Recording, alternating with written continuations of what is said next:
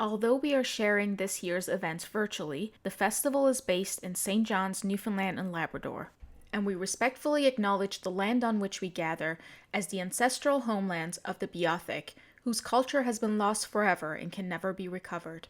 We also acknowledge the island of Uktahumguk, Newfoundland, as the unceded traditional territory of the Beothuk and the Mi'kmaq, and we acknowledge Labrador as the traditional and ancestral homelands of the Innu of Ntsinan, the Inuit of Nunatsiavut, and the Inuit of Nunatuhavut. We recognize all First Peoples who are here before us, those who live with us now, and the 7 generations to come. As First Peoples have done since time immemorial, we strive to be responsible stewards of the land and to respect the cultures, ceremonies, and traditions of all who call it home. As we open our hearts and minds to the past, we commit ourselves to working in a spirit of truth and reconciliation to make a better future for all. Hello, everyone. I am delighted to be here to celebrate Anna Serner, CEO of the Swedish Film Institute, a trailblazer for the Gender Parity Initiative, and a dear friend of mine. Before we begin, I would like to thank the St. John's International Women's Film Festival for giving us this fantastic platform to support and promote the work of women at home and abroad. Some of you may already know Anna is renowned for her 50/50 by 2020 initiative created to drive gender balance in the screen-based industry. Anna has boldly pushed boundaries and bred new grounds for equality within her own country's film sector. Her trailblazing efforts had a ripple effect throughout the international film scene, inspiring many countries and companies to evaluate their gender parity stance. In Canada, we have made major strides, reaching parity with producers, directors, and writers in the number of films we financed last fiscal. Beyond parity, Anna also supports people of all diverse backgrounds in the film industry and knows that there is, much room for improvement. Today, we celebrate Anna's vision, drive, and courage that has left a deep impact in the film industry and has inspired a new generation of women. With no further ado, please enjoy this session with Anna. Hello and welcome to the St. John's International Women's Film Festival. My name is Andrea Wilson Mirza. I am zooming in from Los Angeles and the traditional land of the Tongva people. I am so thrilled and honored to be here with one of my industry heroes, Anna Serner of the Swedish Film Institute. So we're going to have a conversation today, and I'm so thrilled that Anna is going to get to share about her work in these past 10 years as the CEO of the Swedish Film Institute. So a brief introduction in case you're not familiar with Anna's exceptional body of work. As I said, she has been the CEO of the Swedish Film Institute for 10 years. That's true, right? Since 2011. And prior to that, was managing director of the Swedish Media Publishers Association, where she was very active in the public debate on freedom of speech and the media's role in society, as well as previously she was the CEO of the Advertising Association of Sweden from 1998 to 2006. With a degree in law, Anna has a wide experience of board level appointments and has served as an expert on various Swedish government commissions. And in addition, had taken a 2-year course in practical filmmaking at the Stockholm School of Film, as well as film studies at Stockholm University. I want to say, Anna, when you announced you were leaving, more than about 50 organizations, including the one that I work with, signed an open letter to you in acknowledging your work over these years. And a quote from that that I wanted to share was, "It's impossible to overstate the importance of your work for gender equality." And I think that that's absolutely true. The impact of what you've done in your time at the Swedish Film Institute will continue to reverberate throughout our industry and inspire our work for years to come. So welcome and thank you. Thank you for that presentation, and taking part of that letter was so important and overwhelming. And you fight for things you think are right, but you never know if anything will happen. So when I started off my work, of course, I never would dream of having 50 organizations globally saying a thing like that. And of course, it's because we do it together. I mean, Reframe has been hugely important also for my job. But if I'm a piece of a puzzle, I'm so grateful, and I'm so happy that things are moving. Mm. It does feel this, it feels that way in this moment. And I've had folks ask me recently, how does it feel to be having these conversations about gender equality now in 2021, and where are you seeing progress? And we really are. Like, when we look back at, I think in particular, the last 5 years, things that were being said and said as truths, told to us, well, this is how it is, even 5 years ago versus now. It really has transformed and shifted. So I'm eager to dig into that a little bit. But I do want to start by just going back to a bit of your origin story in coming into the role at the Swedish Film Institute, and kind of what brought you there. I know you're well, you studied. Were you a lawyer? Were you a practicing lawyer in your career? Yeah, a couple of years. It wasn't really. For a while, I was the lawyer for a bank, and I lost a zero. That's not very good when you're talking billions. So I'm more of, painting with a big brush than going into those kinds of details. But I have had a lot of help from my law degree, actually, because it makes you understand where decision making are happening, and it makes you understand also what is actually unlawful, and do things about it. So when the Me Too movement started off in Sweden, my take on it was actually a legal one. At this publicly funded film institute, we cannot fund films with taxpayers' money that goes to working places that are actually unlawful, because harassments are unlawful. So we demanded the production companies to take a one-day education in anti-harassment work. What are the laws, and how can you work with it? It was very criticized, but no one wants harassment. So the producers and heads of the production companies were actually very happy, because it's a slippery slope where harassment goes into something else, or just pure friendliness is suddenly in harassment, and we need to talk about it. And I could address it from another perspective through my law degree. That's such an interesting framing. And it's true, because, when we talk about systemic change, we have to understand the system to come into it, and why it is the way it is.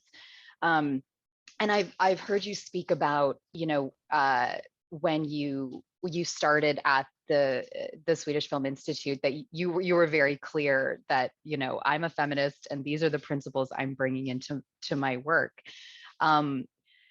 What was that time like when you came in? Like, did you feel like you could really just dive in and get started and make this change? Or was it, did you face a lot of challenges in getting people on board with that agenda when you first started?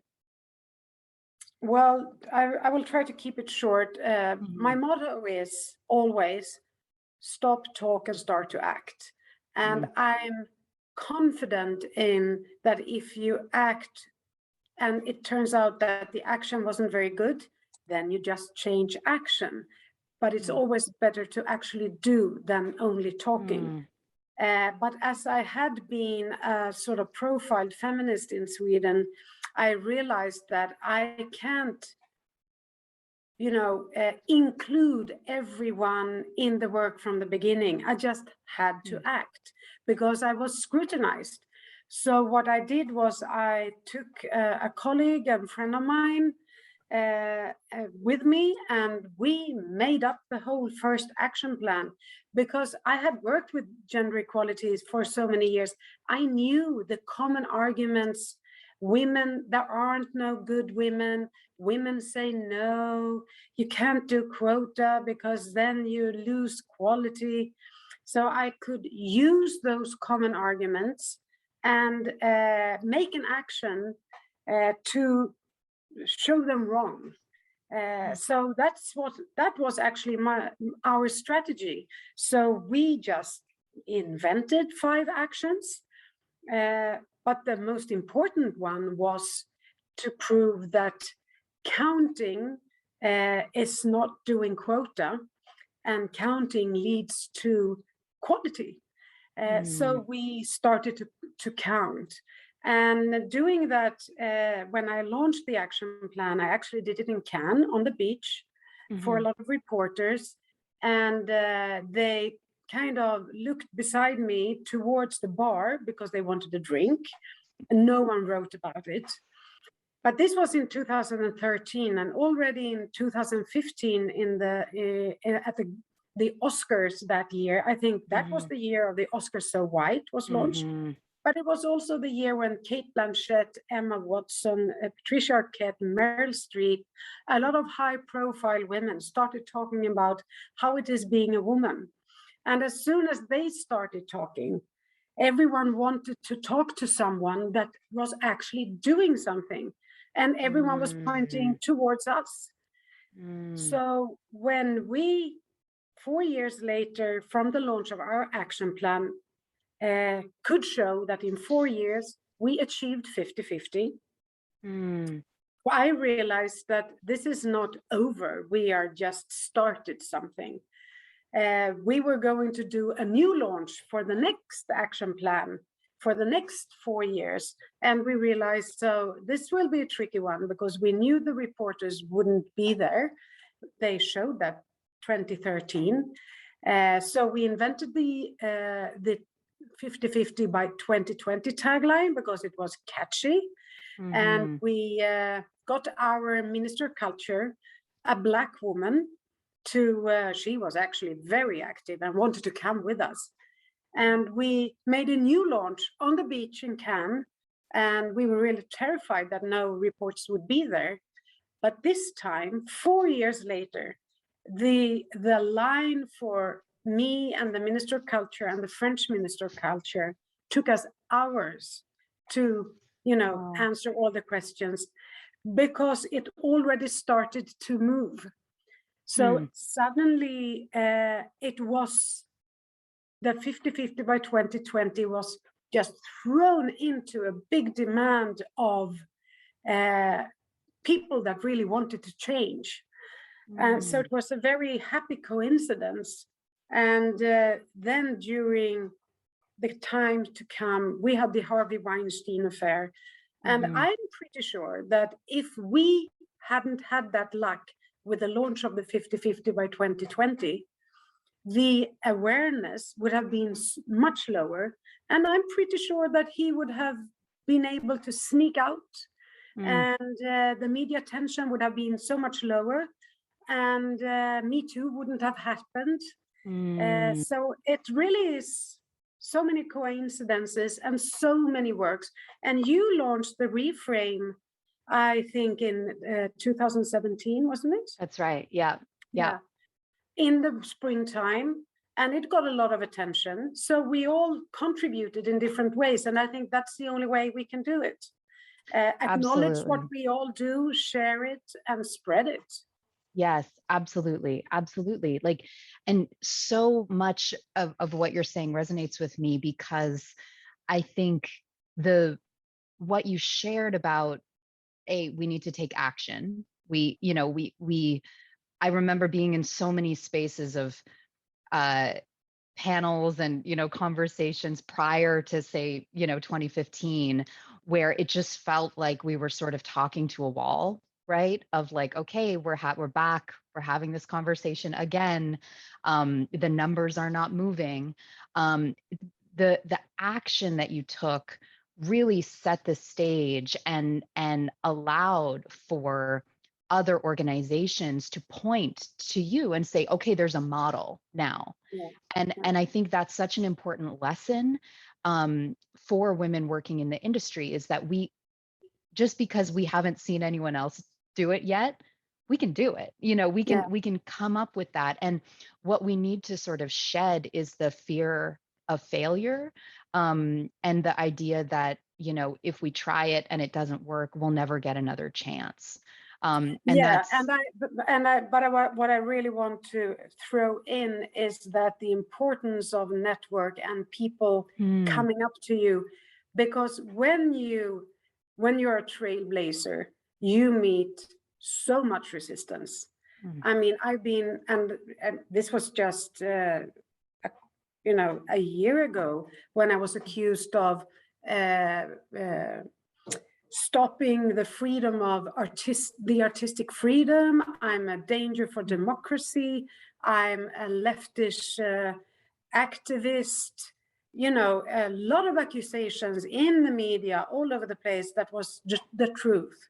hmm, So for me, going abroad and where I'm not a threat for anyone, and getting the good energy really was necessary, because it's hard being hmm, there and facing. And if you want to be there, you need knowledge and you need a network, and hmm, everyone that are around you need to know that if they send you an SMS or if they send you a mail, that means the difference of a lifetime, because you know there are people hmm, out there supporting you, because you only hear the ones complaining.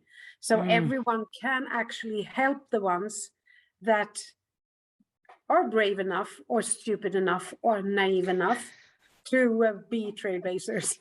That's right. No, absolutely. We need community, right? Yeah. We need that community to do this work, to, you know, to support artists and filmmakers as well. Like we need that community, and we're all part of that community moving forward. And I think, you know, something that I think about a lot is there's more content being made than ever before now, right? Like the streaming platforms, the huge increase in episodic content, you know, that there's so much more space than there used to be.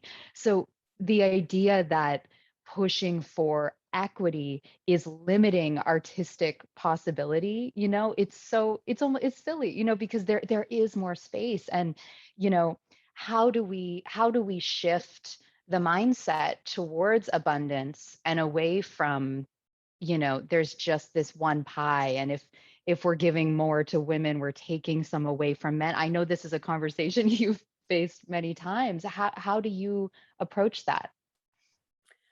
Well, I mean, it's a fact when you take the whole talent base into consideration, the competition for money will be harder. And Mm, the only thing is you have to shape up. Everyone mm, has to shape up. And I understand the people that knew how to get the money now feel threatened. And they just need to understand that there were a lot of people that never got to get the money and now suddenly are taking into consideration when being given the chance to tell stories.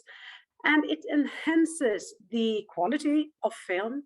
I mean, mm, the past four big competitions, Venice, Cannes, Oscar, they were mhm, won by women, and mhm, they were won by women of color, and they were telling different kinds of stories. And I think that if we just endure, we will get used to the idea of it's not that weird that women actually are considered good enough to get an Oscar. mm. uh, because we are still there, so we just need Yeah. to move on. So I think that what we need to acknowledge is that if we take the whole talent base into consideration, the way to money will be harder, because we can't do everything, and there aren't money enough for everyone. And but there are so many women that have fantastic stories to tell. And the past years of Venice, Cannes, Oscar shows that women can tell stories. It's women of color, it's women of different perspectives, and it's actually enhancing the quality. And every one of us needs to shape up to be able to be part of this movement, because it's a good movement. Mm. I can imagine that as your tenure is coming to an end, you're probably thinking about these different moments a lot of the journey. Is there a particular piece of your work that you feel like very proud of, like that stands out to you, that this was a turning point? Is there anything that you're particularly reflecting on now as you're getting ready to move on? Well, I would say there are two. One sort of point of clearness, and that was actually the year 2017 when Swedish film won the Sundance, Mm. won the Cannes Film Festival, won the big animation prize in Annecy in France, won the European Film Awards, won the Parliament in Europe's Lux Prize, and opened TIFF as the first Nordic film ever. And it was 50-50. And it was one guy he's a first generation, or actually, yes, first generation immigrant coming from Egypt, and two women, one woman in animation. And that really was amazing that we could be so diverse and win these prizes. And I think that really showed that we are on the right track. But the next point of clarity came when I was approached by a woman within the Black community in Stockholm. And she said, Anna, do you know that in my community, they don't even know that you have the target 50-50? Because they felt excluded, because I didn't have the language to include them in the conversation early. And I had been working with diversity, and we had a Black commissioner working with us at the Swedish Film Institute. And we did a lot of really great stuff together, but he had a short term, so he ended it. And I felt like, no, I've been missing out the intersectional perspective. And that was really an eye-opener. So I immediately called in women of color and of age and said, am I right? Have we left you out? And is it time for us to speak out? And they said, yes, please. And it was the start of a cooperation with the women that really opened the eyes of many people in Sweden. Sweden haven't been a very